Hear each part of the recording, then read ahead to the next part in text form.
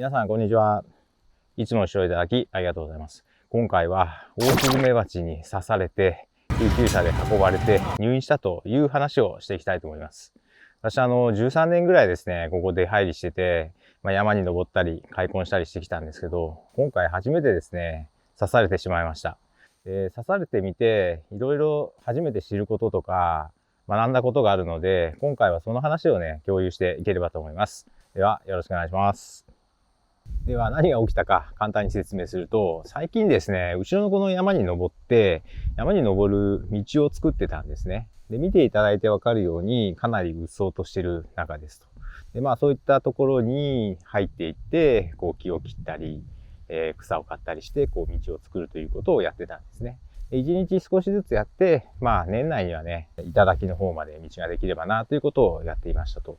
で、もう何日も作業してるんで、その辺にスズメバチの巣は多分ないかなって思ってて、特に警戒もしてなかったんですね。で、いつも通りちょっと上がって簡単に作業して帰ろうと思って、つるに引っかかってたタラの木を下ろそうとした時に、後ろの肩になんか痛みを感じて、軽く見たら黄色い物体がここにあったんですね。うわ、これはもうスズメバチだと思って、で、その時に、山の中腹ぐらいにいたんですけど、もうとにかく逃げろって、慌てて山を下って、で、山を下ってきたんですけど、走ってるんですけど、まだ痛いんですよね。うわ、刺してると思って。で、そこで慌てて、鎌、右手に持ったんで、鎌で追い払ったらいなくなったっていう感じで、走って逃げてきたんで、ひとまず一匹にだけ刺されましたと。で、その後はいなくなってくれたんで、とりあえず平和は戻ったんですけど、オオスズメバチに刺されたってことで、毒が入ったんですね。自分の持ってる知識として、1回目はね、まだ大丈夫っぽいんですよ。2回目刺されたら危ないってことで、私は1回目のはずだったんで、大丈夫かなとは思いつつも、ちょっともう毒が回って自分じゃ判断できないだろうなと思ったんで、道路の方まで出て、近所の方、その方過去に3回ぐらい刺されたことがあるって聞いてたんで、ちょっと救急車呼ぶかどうか判断してもらおうということで、そうですね。刺されてから、5分以内に、道路の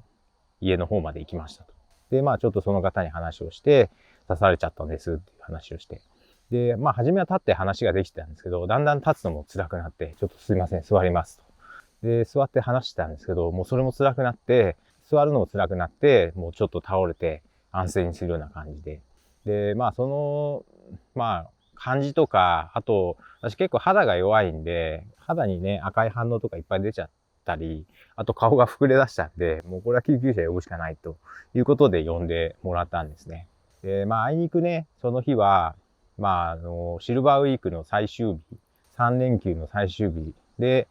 久々に晴れた日だったんで、すごい観光地鎌倉混んでて、なかなか救急車は来ずですね。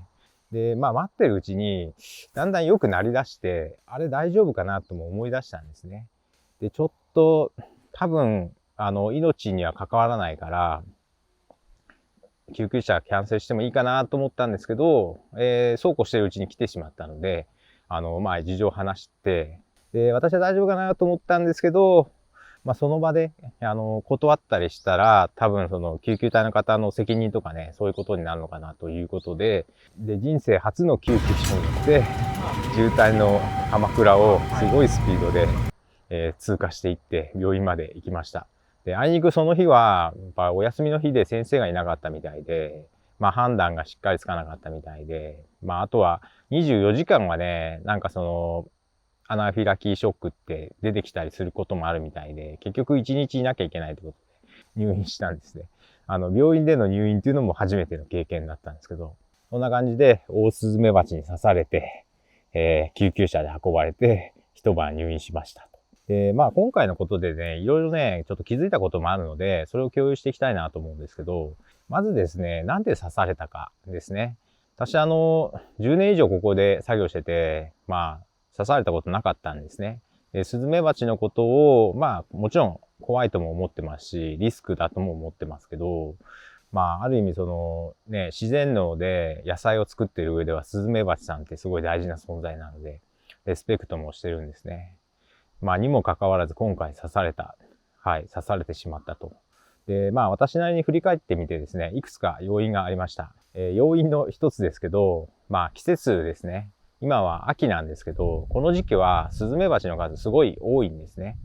で、冬に向かって、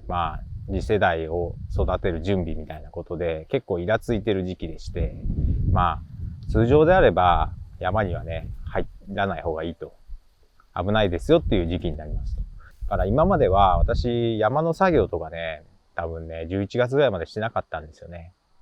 今年はなんか慣れてきたというか、ちょっとね、動画で撮影しなきゃっていうのもあったりして、ちょっとそこ油断してたかなっていうのが一つありますと。二つ目なんですけど、まず加工ですね。スズメバチは黒いものを敵とね、なんか認識するっていうふうに、聞いたことがあって、なんでかっていうと、スズメバチの巣を食う天敵がクマらしいんですよ。でクマって全身黒いじゃないですか。ですから、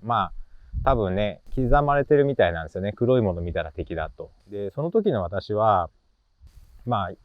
日はちょっとね、スズメバチっぽい色にしてますけど、黒のパンツで紫のシャツを着てたんですね。黒いじゃないですか。だからもう敵にしか見えないという感じでした。で、その日ね、この白いやつ、ちょうど今日着てるこれを着るか迷ったんですけど、いいやと思って、はい。その紫色の濃い紫色を選んだら刺されましたと。三つ目なんですけど、こちらの鎌ですね。この鎌なんですけど、先日新潟の三条市というね、金物が有名なとこに行って、そこで立派な鎌を買おうと思って選んで買った一品なんですけど、これが普通の鎌と違うのは、これ鍛造っていう作り方なんですね。鍛造っていうのは鉄をね、キンキン叩いて硬くするっていう、日本刀と同じ作り方ですと。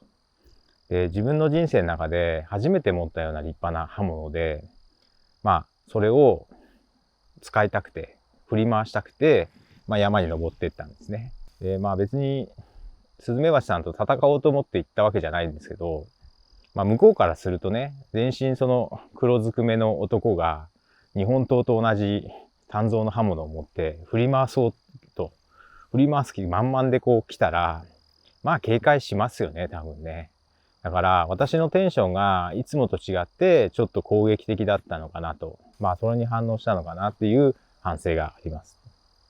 四つ目なんですけど、実は1週間ほどですね、湯治に行ってまして、人生初の湯治なんですけど、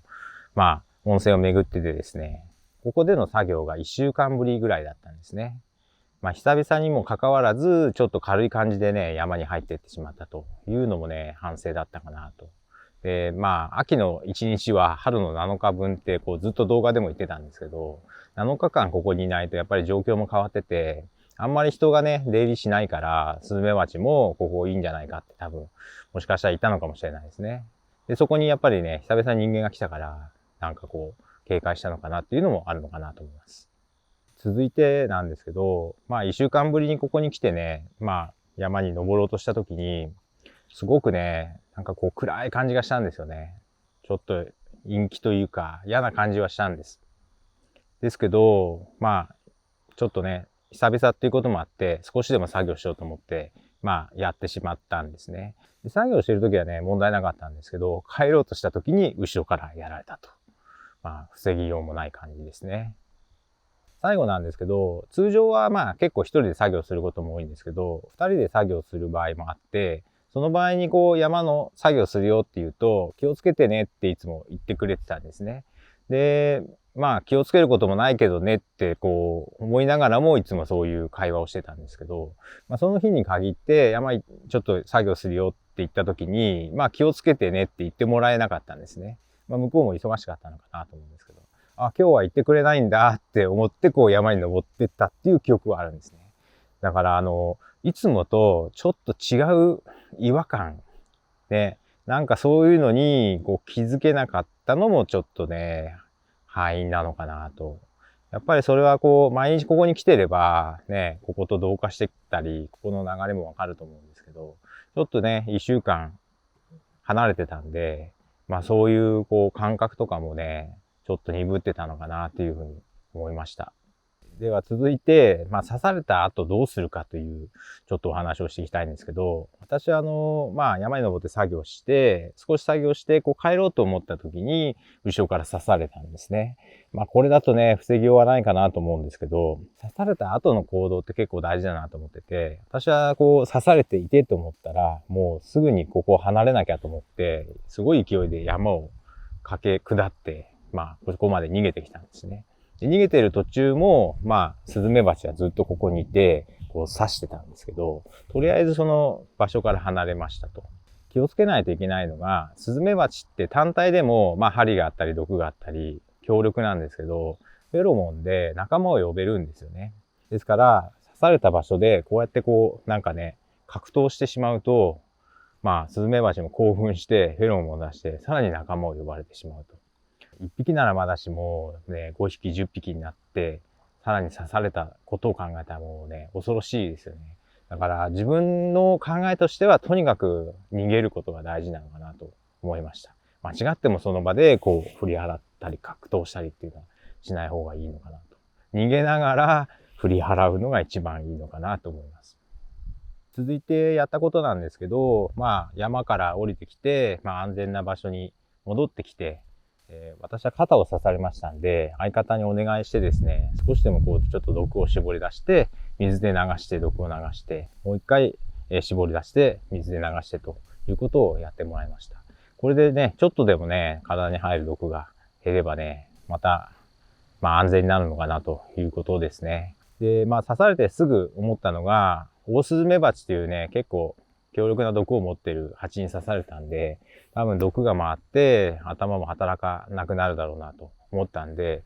ちょっとここはね、かなり不便なところなので、道路まで行かないと、最悪救急車も呼べないなっていうことで、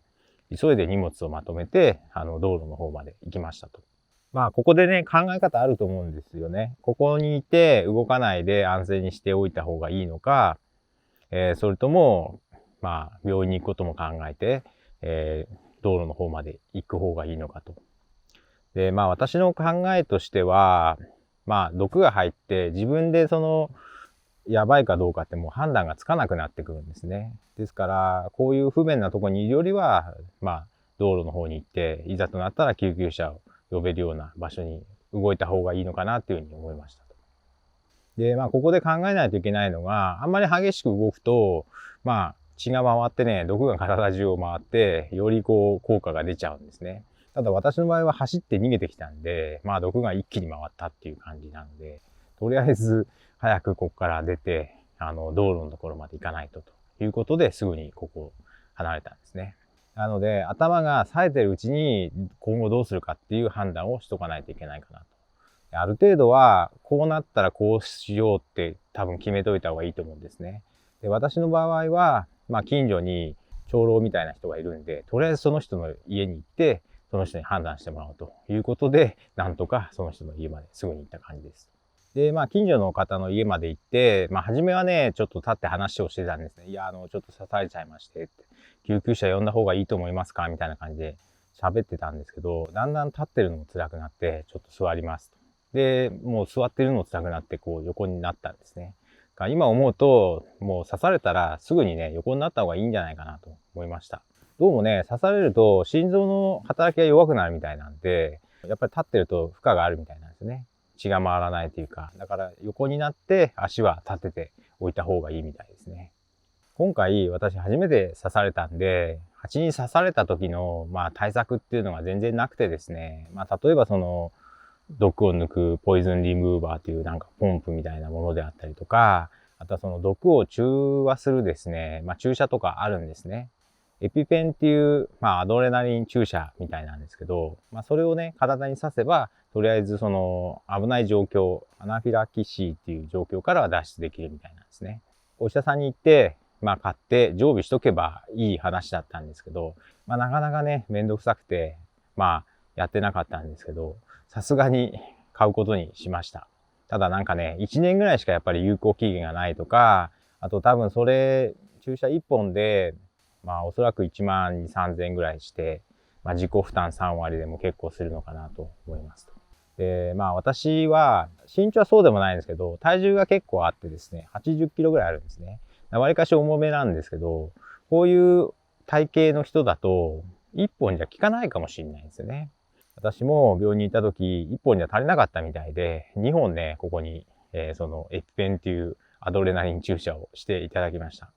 ですから、1本持つべきなのか、2本持つべきなのかっていうのは、このね、体格とか、そういうことを考えた方がいいのかなと思います。で、まあちょっと怖い話をしますと、まあ1回目刺された時はまあ大丈夫かなと思って、まあ自分も安心してたんですけど、まあ結構ね、1回目で強い反応が出たんで、私が2回目刺されるともっと激しい反応が出ると思います。で、まあいろいろちょっとね、調べてみたら、スズメバチかなんかに刺されてアナフィラキシーっていう症状が出て、心臓が止まるまで15分と。で、今回、救急車が来るまで20分ぐらいかかったんですね。まあ鎌倉っていう観光地で、連休の最終日で、まあ結構近場の救急車も出払っててと。まあ割かし悪い条件だったんですけど、救急車が来るまで20分と。もう間に合わないですよね。で、そこから15分ぐらい、すごいスピードで、まあ病院まで行ったんですけど、アドレナリン注射を打つまで、病院までまあ15分はかかって、病院でなんだかんだでまあ多分5分10分以上は打つまでかかってたと思うので、やっぱりそのエピペンは一度かかった人は持つしかないのかなと思いました。これはね、山に入る人が持つだけじゃなくて、まあいろんなところにあってもいいのかなっていうふうに思いました。もちろん救急車にもあった方がいいでしょうし、まあ私もね、今まで持ってもいなかったんで偉そうなこと言えないんですけど、ちょっとね、その点は反省しました。今回ですね、まあ、その当時に行ってたっていうことで、久しぶりにここに来たっていうのがあったりとか、まあちょっとね、勘が鈍ってる中で作業しちゃったとか、警戒心がなかったとか、まあいろんなこういう、まあことが重なってこういうことになったんですけど、まあ、おかげさまでね、全然今のところは問題なく、戻ってこれたので、まあ、せっかくなのでね、皆さんにこういう話を共有しようかなと思いました。で、私がね、今回一番学んだことがあります。これは皆さんに声を大にしてお伝えしたいんですけど、やっぱりね、外出するときは、パンツは気をつけた方がいいですね。いつ、どこで事故が起きて、救急車で運ばれて、ズボンを脱ぐ羽目になるかわからないですから、私はとにかく、パンツの一斉点検をして、もう古いやつは全部リニューアルすることにしました。開墾ね、10年以上やってて、まあね、慣れもあったり、慢心もあったと思うんですよね。昔はね、もっとなんかこう、警戒したり気をつけたりしてやってたと思うんですけど、まあ、